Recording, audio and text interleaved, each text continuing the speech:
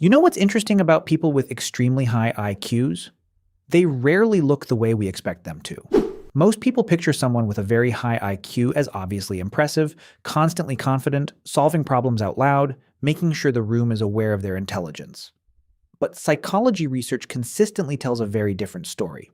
Many of the behavioral patterns most commonly found in people with extremely high IQs don't look like intelligence at all, and some of them actually look like the opposite. What cognitive psychologists have found after decades of studying highly intelligent individuals is that a very high IQ doesn't just make a person smarter. It changes the entire way a person processes the world. And that difference shows up in very specific, very recognizable ways. Here are 11 psychological traits that research consistently finds in people with extremely high IQs. Sign 1. They spend a lot of time alone. The first trait is a strong preference for solitude. Highly intelligent people often spend significant amounts of time alone, not because they dislike other people, but because their brains are constantly processing. The prefrontal cortex, the region responsible for complex reasoning, planning, and deep reflection, tends to function most effectively in quiet environments without external distraction. For a high IQ brain, solitude isn't loneliness, it's fuel. Research published by the London School of Economics found something that seems counterintuitive at first. Highly intelligent individuals reported significantly lower life satisfaction from frequent social interaction compared to people with average IQs. Their brains, in other words, don't always recharge the way most people's do. They recharge from stillness. This doesn't mean high IQ people are antisocial or difficult to be around. It means their cognitive systems work at a depth that requires quiet time to function at full capacity.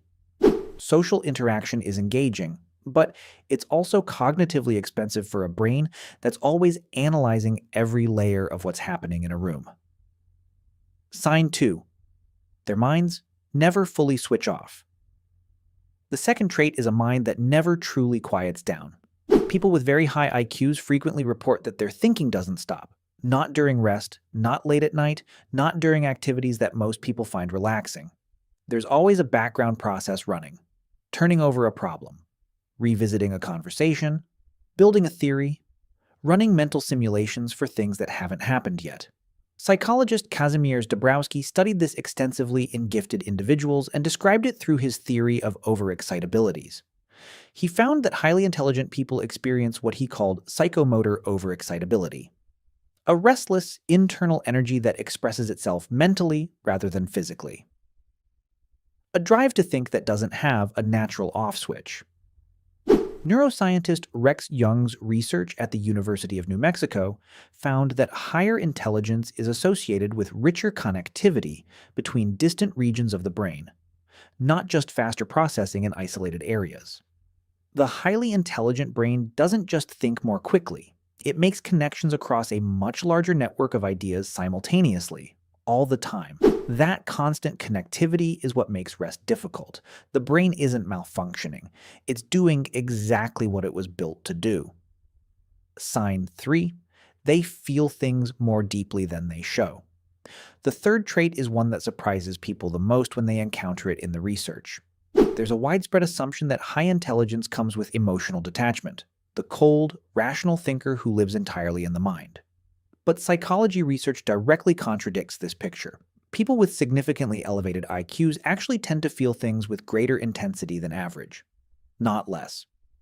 Dabrowski identified this as emotional overexcitability, a heightened responsiveness to emotional stimuli that makes high IQ individuals acutely sensitive to beauty, music, injustice, and the suffering of others. A study published in the journal Intelligence found that higher measured IQ correlated with significantly greater emotional reactivity and emotional depth, particularly in response to art, moral questions, and human behavior. The reason this trait is so often invisible is that highly intelligent people also tend to be very good at regs longer than necessary. Sign 4. They're comfortable, saying, "I don't know." The fourth trait is intellectual humility. This one surprises people because we tend to assume high intelligence produces high confidence. But psychology research consistently shows the opposite pattern. People with very high IQs are far more likely to acknowledge the limits of their knowledge than people with average IQs. And they do it genuinely, not as a social performance. This connects directly to the Dunning-Kruger effect, the well-documented finding that lower competence often produces overconfidence because the person doesn't know enough to see the complexity that exists in a domain. Highly intelligent people, by contrast, understand that complexity intimately. They've thought deeply enough and encountered enough exceptions to see how much remains genuinely uncertain. So when a high IQ person says, "I don't know," it's not hesitation, it's precision. And it's one of the most reliable markers of genuine intelligence that psychology has identified. The person who holds every opinion with absolute certainty, regardless of evidence, is almost never the most intelligent person in the room. Sign 5, they struggle to find people who think at their level. The fifth trait is one that highly intelligent people rarely talk about openly, but that research shows is nearly universal among them. They find it genuinely difficult to find people they can fully connect with intellectually, not because they believe they're superior to others, but because conversations that don't go deep enough, or people who aren't interested in the same kinds of questions, leave them feeling a very specific kind of unstimulated. Psychologist Leda Hollingworth, who spent decades studying highly gifted adults, identified what she called the problem of stimulus poverty, the experience of a mind that can't find sufficient challenge or depth in its immediate environment. What she observed wasn't arrogance. It was a quiet longing for real conversation, for someone who could follow them all the way to the bottom of an idea without needing to turn back. The result is that highly intelligent people sometimes appear aloof or distant, not because they lack social ability, but because they've learned from experience that most conversations aren't built to hold the depth they require. So they hold back, they calibrate themselves down, and a lot of who they actually are never enters the room at all. Sign 6. They change their minds. When the evidence changes. The sixth trait is cognitive flexibility. Highly intelligent people tend to treat beliefs as working theories rather than fixed identities. When new information appears, information that directly contradicts what they previously believed, their brain updates the model. They don't experience changing their mind as a threat to who they are. They experience it as accuracy. In psychology, this is called cognitive flexibility, and it's one of the most consistent markers of advanced problem-solving ability. The brain of a highly intelligent person isn't attached to being right about any specific thing. It's interested in having the most accurate possible picture of reality, even when that means discarding something it previously held with confidence. From the outside, this can look like inconsistency. A person who shifts positions can appear unreliable. But what's actually happening is the opposite of uncertainty.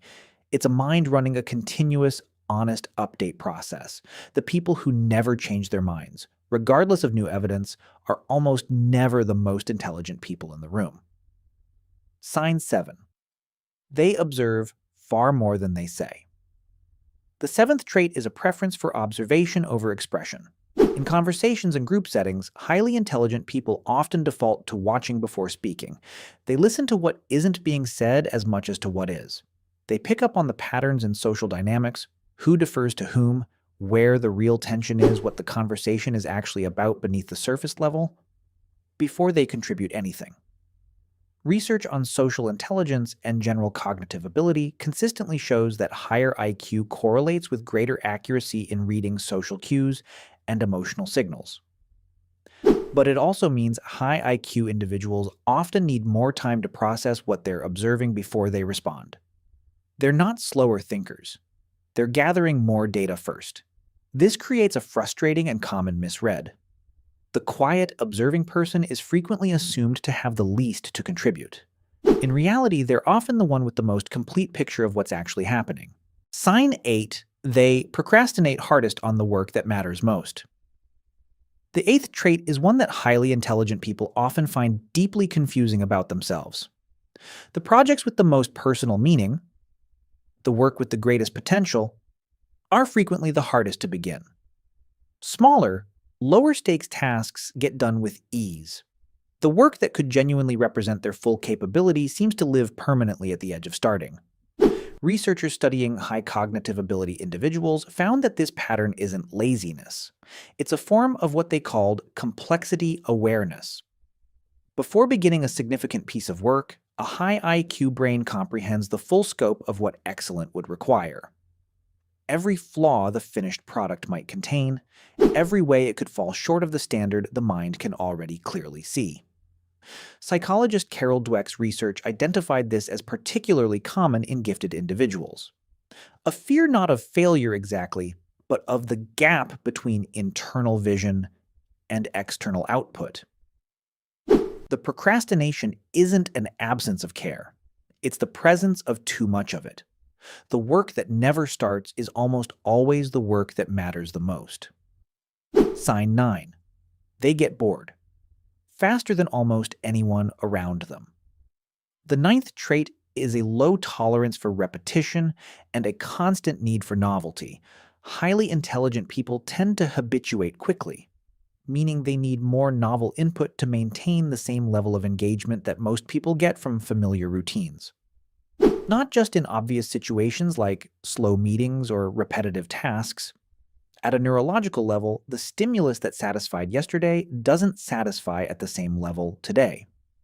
Neuroscientific research has linked higher cognitive ability to higher baseline dopamine activity in the prefrontal cortex, the brain's reward system for new information and intellectual challenge. When that challenge disappears, the signal drops sharply. The restlessness isn't a mood. It's a physiological response to insufficient stimulation. This is why highly intelligent people often pursue multiple interests simultaneously, change careers more than once, or find themselves strangely dissatisfied in situations that seem, from the outside, perfectly comfortable. The brain isn't being ungrateful. It's running a search for what it was built to find. Sign 10. They question themselves more than anyone would expect. The 10th trait is persistent self-doubt. And this one is directly connected to intelligence, not opposed to it. People with very high IQs often experience a degree of internal uncertainty that the people around them would find hard to believe, not performative humility. Genuine recurring doubt about whether their thinking is as reliable as others seem to assume, not because they're fragile, because they understand complexity too well to feel entirely certain about anything. This connects again to the Dunning-Kruger effect. But at the high end, the deeper your understanding of a subject, the more clearly you can see how much remains uncertain. The more you know, the more accurately you can see everything you don't know. Intelligence doesn't produce certainty. It produces a more precise map of how much territory remains unexplored. Psychologist Albert Ellis observed that highly intelligent individuals were frequently the most prone to holding their own output to a standard not applied to anyone else, and treating any gap between performance and potential as evidence of fundamental inadequacy. The doubt isn't a sign of lesser intelligence. It's often the most reliable signature of a greater one. Sign 11. They carry a quiet sense of not quite belonging. And the 11th trait is the one that ties all the others together. Highly intelligent people frequently report a quiet but persistent sense of not quite fitting in their social groups, their professions, sometimes in the world at large. Not a dramatic alienation, a subtle, ongoing awareness of being slightly out of sync with the immediate environment around them. This isn't a personality disorder or a social deficiency. It's the predictable result of experiencing the world at a different level of resolution than most of the people around you.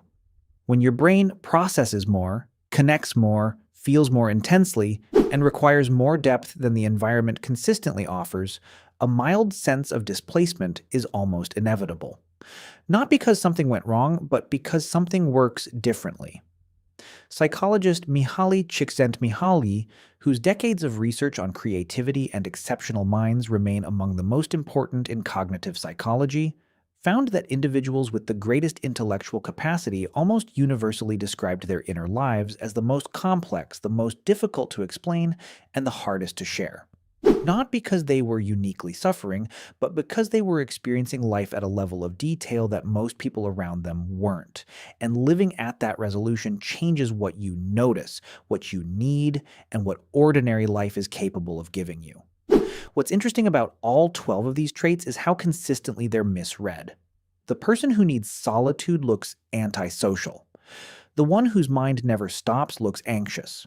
The one who feels deeply looks unexpectedly sensitive. The one who doubts themselves looks uncertain. The one who doesn't quite fit anywhere looks like they're difficult. But sometimes what looks like a collection of quiet difficulties is actually something very specific. A mind that was built to process more, connect more, and go further than most of the environments it moves through every day. At its core, a very high IQ isn't just about knowing more or thinking faster, it's about experiencing the full complexity of the world with very little filter between you and it. And that, more than any test or number, is what makes it both the most powerful and the most demanding thing a person can carry. If this video described you today, leave a comment with the trait that felt most accurate. I read every single one. And if it gave language to something you've been carrying quietly for a long time, share it with someone who might need to hear it. I'm Turnwiser. Don't forget to subscribe so you won't miss the next video. Goodbye, and see you next time.